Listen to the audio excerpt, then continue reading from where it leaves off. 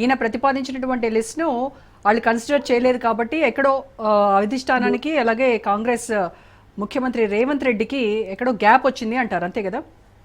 Definite గా అండి. Right అండి, రైట్. వెంకటరెడ్డి గారు, విజయశాంతి ఎస్ కేసీఆర్ను ఓడించడానికి బీజేపీ నన్ను ఆహ్వానించింది, కానీ నేను ఎందుకు పార్టీ మారాల్సి వచ్చిందంటే బీఆర్ఎస్ బీజేపీ చీకటి ఒప్పందం, రహస్య ఒప్పందం, లోపాయికారి ఒప్పందం వాళ్ళిద్దరి మధ్య ఉంది కాబట్టి నేను వచ్చి కాంగ్రెస్లో మళ్ళీ జాయిన్ అయ్యాను అని చెప్పారు ఆవిడ. నిజంగానే ఆ చీకటి ఒప్పందం ఉందా? ఇప్పుడేమో మరి కాంగ్రెస్ బీజేపీ రెండు ఒకటి అని బీఆర్ఎస్ నేతలు అంటున్నారు. మేడం, లైవ్ లో ఉన్నటువంటి పెద్దలు కోటేశ్వరరావు, శుభప్రద పటేల్ చాలా కాలం తర్వాత, అదేవిధంగా మానవతరాయ్ సోదరుడు అందరికీ మీతో పాటు నమస్తే. అయితే మీరు అడిగినటువంటి ప్రశ్న ఏంటంటే, ఇప్పుడు అంతకంటే ఎక్కువ మాట్లాడతారు. సీట్ వచ్చిన తర్వాత, ఎమ్మెల్సీ సీట్ వచ్చిన తర్వాత తిట్టాలి కదా, కేసీఆర్ని ఎట్లా తిట్టాలి, కేసీఆర్తో పాటు బీజేపీని కలపాలి. మరి ఆమెకు అర్థం కాలేదా? బీజేపీలో పనిచేసింది, కేసీఆర్ అక్కడ టీఆర్ఎస్లో పనిచేసింది, అంతా పనిచేసింది. అన్ని రాజకీయ పార్టీలు మారినటువంటి విలువలు గల రాజకీయ నాయకురాలు అని ఒకవేళ అనుకుంటే అది ఆమె వ్యక్తిగత అంశము. కాంగ్రెస్కు సంబంధించినటువంటి ఎమ్మెల్సీ కోట, ఎమ్మెల్యేల కోటాలో మీరు 5 సీట్లకు సంబంధించినటువంటి చర్చ పెట్టారు. అది అంతర్గత విషయం అయినప్పుడు కూడా కొంత ప్రజలకు సంబంధించినటువంటి అంశం కాబట్టి మా పార్టీ అభిప్రాయాలు కూడా నేను చెప్పదలుచుకున్నాను. ఇప్పుడు 5 వ్యక్తులను అంటే టీఆర్ఎస్ బీఆర్ఎస్ పార్టీ ఒక వ్యక్తితో కలిపి, దాసోత్సవంతో కలిపి 5 కూడా వివిధ సామాజిక వర్గాల నుంచి వచ్చినారు. అంతవరకు సంతోషం. మీరు అన్నట్టుగా ఏంటంటే రేవంత్ రెడ్డి గారి లిస్టు ఒక్కటి కూడా దీంట్లో యాక్సెప్ట్ కాలేదు. నేనేమనుకున్నాను, రేవంత్ రెడ్డి గారి లిస్టులో అద్దంకి దయాకర్ ఉన్నాడా లేదా? ఎందుకంటే ఇక్కడ నల్గొండ జిల్లాకు సంబంధించి కోమటిరెడ్డి వెంకటరెడ్డి గారు క్లియరెన్స్ ఇచ్చారా లేదా, ఆయన్ని ఆపుతున్నాడు చాలా కాలం నుంచి.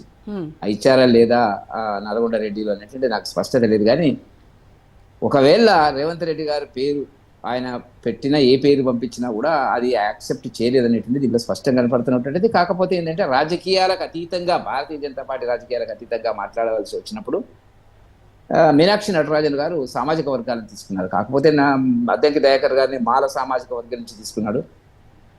తన సహజ శైలి మాదిగలకు కాంగ్రెస్ పార్టీ ఎప్పుడు అన్యాయం చేస్తుంటది కాబట్టి కాంగ్రెస్ జనాన్ని వదిలేసుకున్నారు వాళ్ళుగా. ఎందుకంటే వర్గీకరణకు సంబంధించి మోదీ గారు తీసుకున్నటువంటి నిర్ణయము సుప్రీంకోర్టులో అప్పీల్ చేయడము, ఆ తర్వాత అది ఒక జడ్జిమెంట్ రావడము, ఇక్కడ వర్గీకరణ చేయవలసిన పరిస్థితి ఏర్పడ్డది.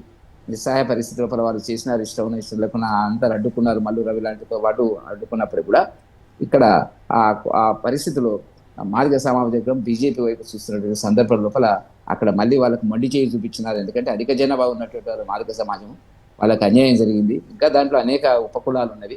దీంట్లో సరే అద్దంకి దయాకర్కు రావాల్సినటువంటి పరిస్థితి ఉంది. ఎందుకంటే ఉద్యమకారుడు. దీంట్లో చాలా సంతోషం. వ్యక్తిగతంగా నాకు ఇద్దరితో సంబంధం ఉంది. వాడి దాసో శ్రవణ్ గారు, అద్దంకి దయాకర్ గారు అందరం కలిసి జేఏసీలో మేము పనిచేసినటువంటి కోణం కాబట్టి సామాన్య కుటుంబం నుంచి వచ్చినటువంటి ఇద్దరికి కూడా గుర్తింపు రావడం అనేటువంటిది రాజకీయాలకు అతీతంగా కూడా మనం అభినందనలు చెప్పవలసినటువంటి అవసరం ఉంది అనేటువంటిది నేను భావిస్తున్నాను. కాకపోతే మీరు అన్నట్టుగా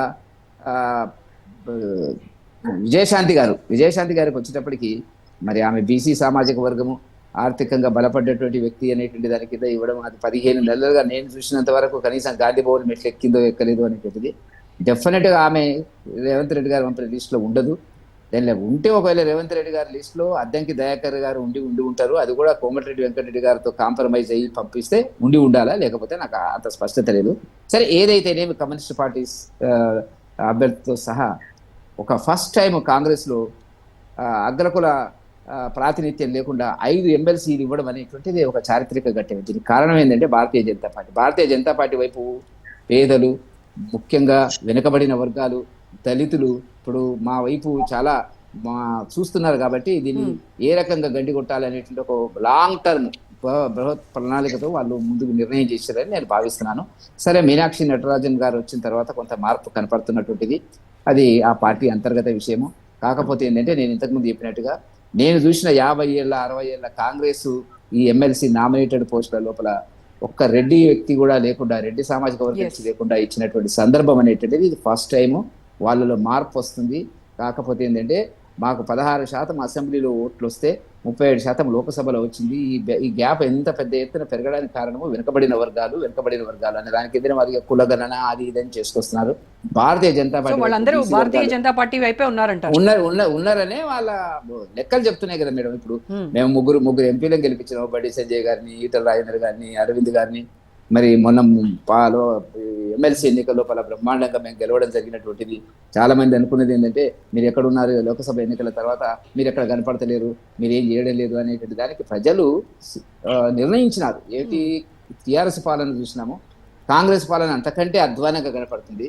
10 ఏళ్ళు టీఆర్ఎస్ పాలనలో జరిగినటువంటి ప్రజా వ్యతిరేక విధానాలు, ప్రజల్లో అసంతృప్తి 1 సంవత్సరం 15 నెలల లోపల కాంగ్రెస్ పార్టీలో కనపడుతున్నట్టు. కాబట్టి తప్పకుండా ప్రత్యామ్నాయ రాజకీయ పార్టీగా బీజేపీ అనేటువంటిది ఎదిగింది, ప్రజలు చూస్తున్నారు. అది లేటెస్ట్ గా వచ్చినటువంటి సంకేతం ఎవరేమనుకున్నా కూడా. కాబట్టి వీటన్నిటిని గుర్తించి మీనాక్షి నటరాజన్ గారు మనం ఈ వర్గాలన్నీ మనకు దూరం అవుతున్నాయి, సహజంగా మన వైపు ఉండాలి కదా అనేటువంటి కోణం లోపల తీసుకున్నటువంటి ఒక నిర్ణయం. తప్పకుండా ఇది రేవంత్ రెడ్డి గారి దృష్టి మాత్రం కాదు.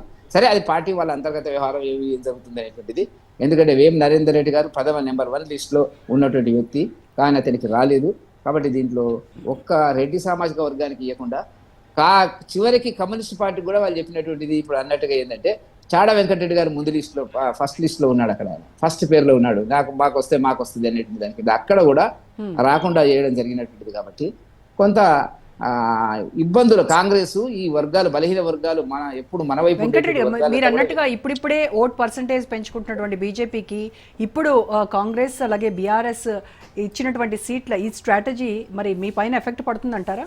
ఇప్పుడు ఈ సీట్లు ఇస్తేనే కాదు కదా, వాళ్ళు ఈ సీట్లు ఇస్తారు, అసెంబ్లీకి వచ్చేటప్పటికి మళ్ళీ ఆ బలహీన వర్గాలకు సీట్లు ఇయ్యరు, మళ్ళీ అదే పద్ధతి. ఎందుకంటే కొన్ని ఇచ్చినట్టు కనపడాలి కాబట్టి చేస్తున్నారు. సరే, వాళ్ళ అంతర్గత వ్యవహారం అది అనేటువంటిది. మేము ఇచ్చాము లాస్ట్ ఇయర్ 40 సీట్లు బీసీలకు ఇచ్చాము, కాంగ్రెస్ లో 20 సీట్లు ఇచ్చి మేము తర్వాత నామినేటెడ్ ఇస్తామన్నారు. బహుశా ఆ కోణంలోనే ఇప్పుడు నిర్ణయాలు చేస్తారేమో అనేటువంటిది నేను అనుకుంటున్నటువంటిది. కాబట్టి ప్రజలు జనరల్ గా ఒక సామాజిక వర్గమనే కాకుండా, అది ఒక్కదాని మీదనే కాకుండా పరిపాలన, మోదీ గారి పాలనను, ఇక్కడ జరుగుతున్నటువంటి పాలనను, రేవంత్ రెడ్డి గారి వ్యవహార శైలి, అతని బాడీ లాంగ్వేజ్, మాట్లాడే విధానము, ఏ రకంగా అంటాడు, ఏ రకంగా ఇచ్చినటువంటి హామీలను నెరవేర్చేటువంటి నిస్సహాయ పరిస్థితిలో ఇవాళ కాంగ్రెస్ పార్టీ ఉంది అనేటువంటిది ప్రజల్లో వచ్చినటువంటి ప్రకారం. ఎందుకంటే వాళ్ళు ఈ నెల వరకు కూడా మేము రైతు భరోసా ఇస్తామంటున్నారు, అది ఇచ్చినా కూడా వేస్ట్ అయిపోయింది, ప్రజలకు నమ్మకం పోయింది. ఇప్పుడు ఎందుకంటే మనం చెప్పాల్సింది. రైట్ అండి. సో అధిష్టానం, కాంగ్రెస్ పెద్దలు, హైకమాండ్ తీసుకున్నటువంటి ఈ ఎమ్మెల్సీ అభ్యర్థుల విషయం మరి పార్టీ పైన ఇక్కడ తెలంగాణలో ఏ రకంగా ప్రభావం చూపుతుంది?